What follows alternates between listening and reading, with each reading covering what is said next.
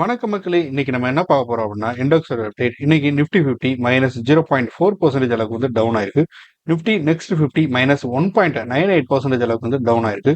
Nifty mid cap 150 -2.04% அளவுக்கு வந்து down ஆயிருக்கு. நிஃப்டி ஸ்மால் கேப் 250 இண்டெக்ஸ் -2.44% அளவுக்கு வந்து டவுன் ஆயிருக்கு.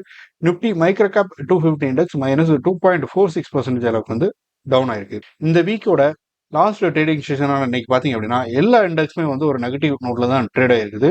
இந்த வீக் ஆல்மோஸ்ட் சொல்லப்போனா செவ்வாய்க்கிழமை தவிர்த்து எல்லா ட்ரேடிங் செஷனுமே வந்து நெகட்டிவ் நோட்ல தான் வந்து முடிச்சிருக்குது.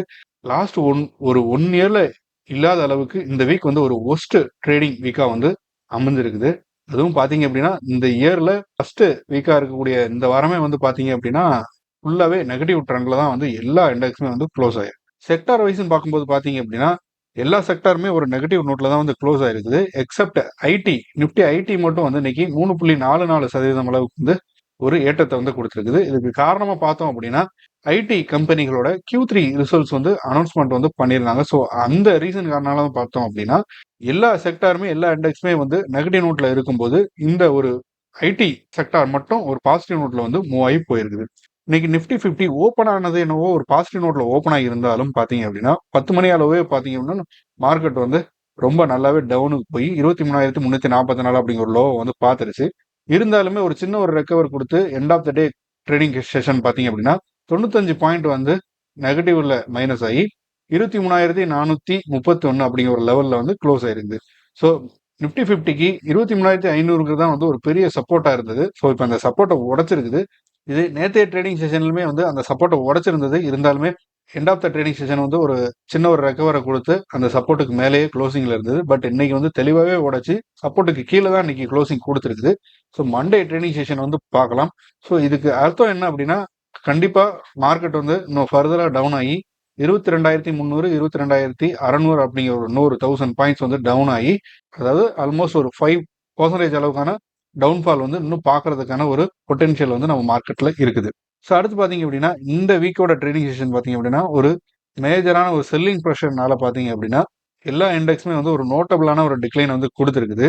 நிஃப்டி 50 பிளஸ் வந்து சென்சஸ் இது ரெண்டுமே வந்து ஒரு 2% அளவுக்கான ஃபாலை வந்து பார்த்துருக்குது இந்த வீக்ல. இது வந்து லாஸ்ட் ஒரு 1 மந்த்ல இல்லாத அளவுக்கு ஒரு ஃபாலை வந்து பார்த்துருக்குது. அதே சமயத்துல நிஃப்டி மிட் கேப் இண்டெக்ஸ் பார்த்தீங்க அப்படின்னா 6% அளவுக்கான வந்து டிக்ளைன் வந்து பார்த்துருக்குது இந்த வீக்ல. ஃபாரின் இன்வெஸ்டர்ஸ்லாம் வந்து கண்டினியூ வந்து செல்லிங் வந்து பண்ணிட்டு தான் இருக்கிறாங்க. அதே சமயத்துல டொமஸ்டிக் இன்வெஸ்டர்ஸ் வந்து ஒரு பையிங் இன்ட்ரெஸ்ட்டை காட்டினாலுமே அவங்களால வந்து செல்லிங்க்கு ஈக்குவலா மேட்ச் பண்ண முடியல. நோட்டபிளான ஒரு செல்லிங் பார்க்கும்போது பார்த்தீங்க அப்படின்னா அதானி வில்மர் கம்பெனில இருந்து வெளியே வரதா வந்து சொல்லியிருந்தாங்க. ஸோ அது அவங்களோட ஸ்டாக்ஸ் எல்லாம் வந்து சேல் பண்ண போறாங்க. அதனால பாத்தீங்க அப்படின்னா அந்த கம்பெனி ஸ்டாக் வந்து ஒரு 10% அளவுக்கு வந்து டவுன்ஃபால் வந்து பார்த்துருது. செக்டார் ஹைலைட்னு பார்க்கும்போது ஐடி செக்டார் பர்டிகுலர்லி டிசிஎஸ் சரிங்களா, இந்த செக்டார் தவிர இது வந்து மற்ற செக்டாருக்கு கான்ட்ராக்டா அதாவது கான்ட்ராக்டிங்கா ஆப்போசிட் டைரக்ஷன் வந்து அப்பா இருக்குது. அதே மாதிரி ஐடி ஸ்டாக்னு சொல்லக்கூடிய அதர் ஸ்டாக்ஸ் வந்து ஹெச்சிஎல் டெக், விப்ரோ இவங்கெல்லாம் வந்து ஒரு பர்ஃபார்மன்ஸ் வந்து கொஞ்சம் நல்லாவே கொடுக்கறதுக்கான ஒரு வாய்ப்பு இருக்குது. ஸோ அடுத்து எஃப்ஐஐ எஃபிஐ ட்ரைனிங் ஆக்டிவிட்டி இன்னைக்கு டிஐஎஸ் பாத்தீங்க அப்படின்னா 14,293 கோடி அளவுக்கான ஸ்டாக்ஸ் வந்து பை பண்ணியிருக்காங்க. 10,331 கோடி அளவுக்கான ஸ்டாக்ஸ் வந்து செல் பண்ணியிருக்காங்க. நெட் வேல்யூன்னு பார்க்கும்போது 3,961 கோடி அளவுக்கான அமௌண்ட் வந்து மார்க்கெட்ல டிஐஏ இன்வெஸ்ட்மெண்ட் பண்ணியிருக்காங்க. எஃப்ஐஐ எஃபிஐ பாத்தீங்க அப்படின்னா இன்னைக்கு 10,097 கோடி அளவுக்கான ஸ்டாக்ஸ் வந்து பை பண்ணியிருக்காங்க. 12,351 கோடி அளவுக்கான ஸ்டாக்ஸ் வந்து செல் பண்ணியிருக்காங்க. இன்னைக்கு பாத்தீங்க அப்படின்னா எஃப்ஐஐ வந்து -2,254 கோடி அளவுக்கு அமௌண்ட் மார்க்கெட்ல இருந்து வெளியே எடுத்திருக்கிறாங்க. ஸோ இவங்க பாத்தீங்க அப்படின்னா கன்சிக்யூட்டிவா வந்து ஒரு 16 ட்ரேடிங் செஷனாவே வந்து இவங்க மார்க்கெட்ல இருந்து வெளியே எடுத்துட்டு தான் இருக்கிறாங்க. எக்ஸப்ட் 2வது நாள் ட்ரேடிங் செஷன் மட்டும்தான் வந்து ஒரு 1,500 கோடி அளவுக்கு வந்து எஃப்ஐ வந்து இன்வெஸ்ட்மெண்ட் பண்ணியிருந்தாங்க. அதை தொடர்ந்து மற்ற எல்லா நாளுமே பார்த்தோம் அப்படின்னா நெகட்டிவ் ட்ரெண்ட்ல தான் வந்து வெளியே எடுத்துட்டு இருக்காங்க. ஸோ லாஸ்ட் ஒரு 2 மந்த்ஸாவே வந்து வெளியே எடுத்துக்கிட்டு தான் இருந்தாங்க. செல்லிங் தான் நடந்துகிட்டு இருந்தது. ஸோ அந்த ட்ரெண்ட் மாறும்னு பார்த்தா மாறவே இல்லை. ஃபர்தரா வந்து அது டவுன் ட்ரெண்ட்ல செல்லிங் ட்ரெண்ட்ல தான் போய்கிட்டே இருக்குது. நேத்தெல்லாம் பாத்தீங்க அப்படின்னா ஒரு 7,000 கோடி அளவான அமௌண்ட் வந்து மார்க்கெட்ல இருந்து வெளியே எடுத்திருக்கிறாங்க. இருந்தாலுமே மியூச்சுவல் ஃபண்டு பாத்தீங்க அப்படின்னா அவங்கலாம் வந்து அதிக அளவுக்கான ஒரு இன்வெஸ்ட்மெண்ட்டை வந்து லாஸ்ட் ஒரு 3 ட்ரேடிங் செஷனை வந்து பண்ணிட்டு தான் இருக்கிறாங்க.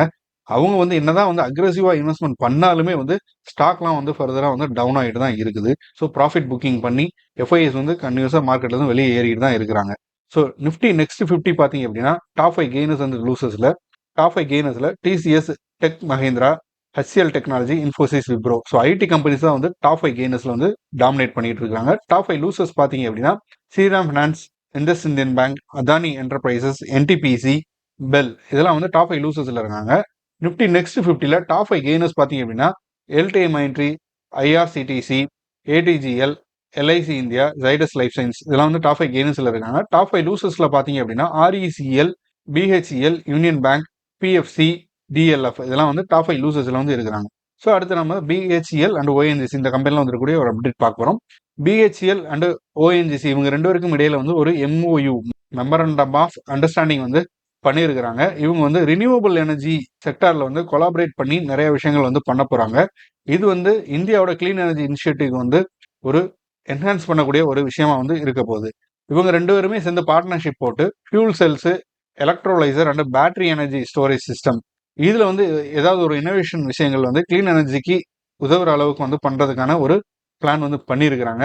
இந்த MOU பாத்தீங்க அப்படின்னா இந்தியன் நேஷனல் கிரீன் ஹைட்ரஜன் மிஷனுக்கு வந்து சப்போர்ட் பண்ணக்கூடிய வகையிலையும் கண்ட்ரியோட ரினியூவபிள் எனர்ஜி கோலை அச்சீவ் பண்றதுக்கும் வந்து உதவ போகுது.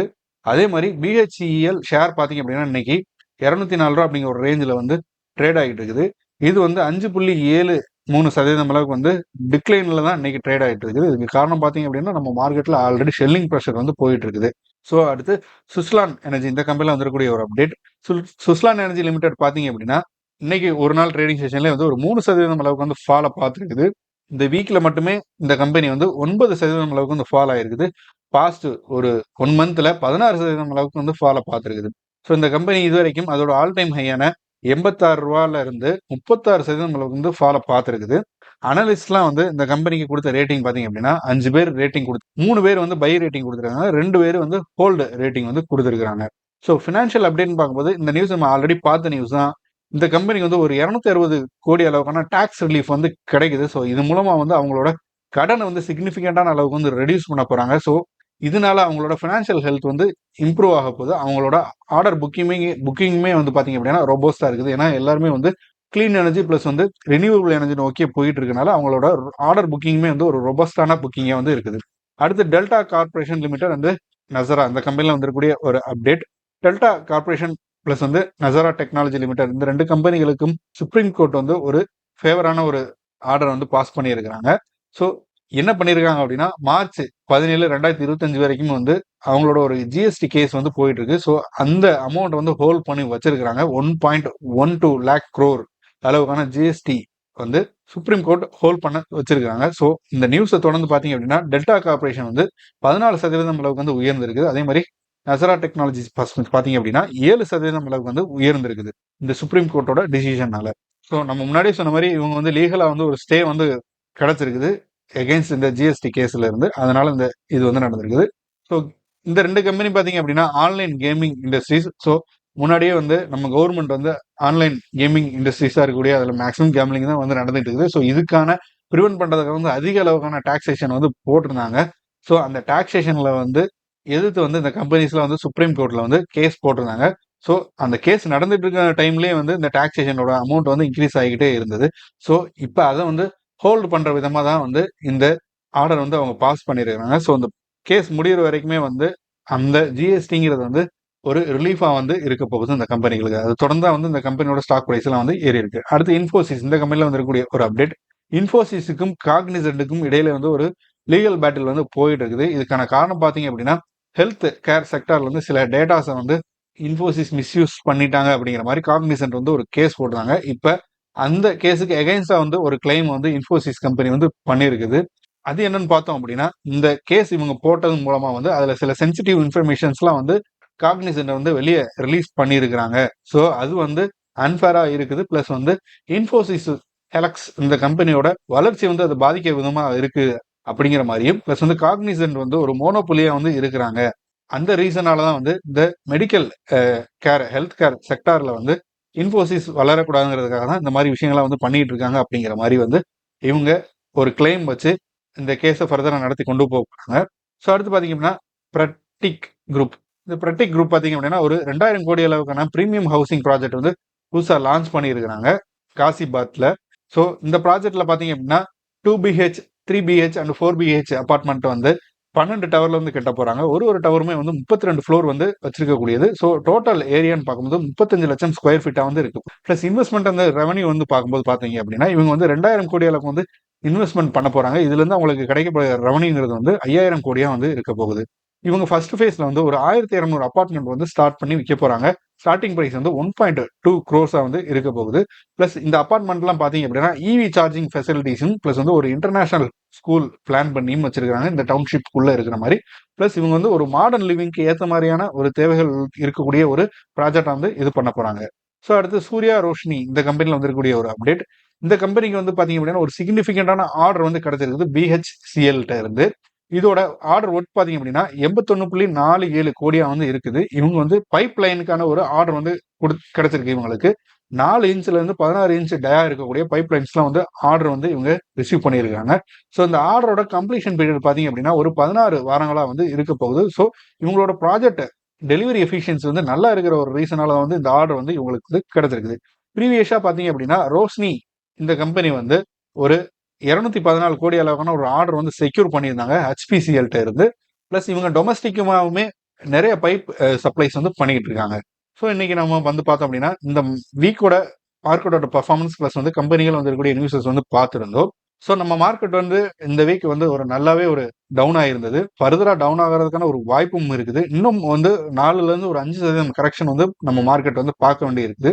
அப்படி 4ல இருந்து ஒரு 5% கரெக்ஷன் பார்க்குற பட்சத்தில் வந்து கண்டிப்பா அடுத்து வந்து ஒரு அக்குமுலேஷன் பீரியட் வந்து இருக்கும். ஸோ அதை தொடர்ந்து பார்த்தீங்க அப்படின்னா நம்ம மார்க்கெட் வந்து நல்ல ஒரு பீக்கை கொடுக்கறதுக்கான ஒரு வாய்ப்பு வந்து அதிகமாகவே இருக்குது. ஸோ இந்த கரெக்ஷன் ஸ்டேஜ் வந்து நடக்கிறது ஒரு நல்ல விஷயம் தான். இருந்தாலும் இந்த சமயங்களில் வந்து நம்ம ஒரு பல்க் இன்வெஸ்ட்மெண்ட்டை தவிர்த்து நம்மளோட இன்வெஸ்ட்மெண்ட்டை கொஞ்சம் செக்யூரா வச்சுக்கணும். அதே சமயத்தில் இது இறங்கும் நம்ம வெயிட் பண்ணி பார்த்து சப்போஸ் மார்க்கெட் வந்து இறங்காம இன்னொரு அப் ட்ரெண்ட் சிக்னல் கொடுத்து மேலே போகிறதுக்கான வாய்ப்புமே வந்து அதிகமாக இருக்குது. ஸோ இந்த வொலாட்டிலிட்டிங்கிறது கண்டிப்பாக இன்னும் ஒரு 1 மந்த்துக்கு தொடர்ந்து இருந்துகிட்டே தான் இருக்கும். ஸோ நல்ல ஒரு வேல்யூவேஷன்ல இருக்கக்கூடிய ஸ்டாக்ஸ் வந்து ஸ்மால் குவான்டிட்டியில் நம்ம கன்சிடர் பண்ணி நம்மளோட இன்வெஸ்ட்மெண்ட் வந்து பெரிய அளவுக்கு நஷ்டமாகாமலும் பிளஸ் வந்து இந்த டவுன் ஆகக்கூடிய சுச்சுவேஷனை நமக்கு பாசிட்டிவாகவும் யூஸ் பண்ணிக்கணும். ஸோ அதுக்கான வழிவகைகள் தான் வந்து நம்ம ஒரு இதுலையும் பார்த்துட்டு இருக்கோம். ஸோ இந்த வீடியோ உங்களுக்கு பிடிச்சிருந்தா லைக் பண்ணுங்க. மேலும் இது மாதிரியான ஸ்டாக் மார்க்கெட் ரிலேட்டடான இன்ஃபர்மேஷன் அண்ட் நியூஸஸுக்கு நம்ம சேனலை வந்து சப்ஸ்கிரைப் பண்ணுங்க. அண்ட் ஃப்ரெண்ட்ஸ் அண்ட் ஃபேமிலிக்கு வந்து ஷேர் பண்ணுங்க. தேங்க்யூ.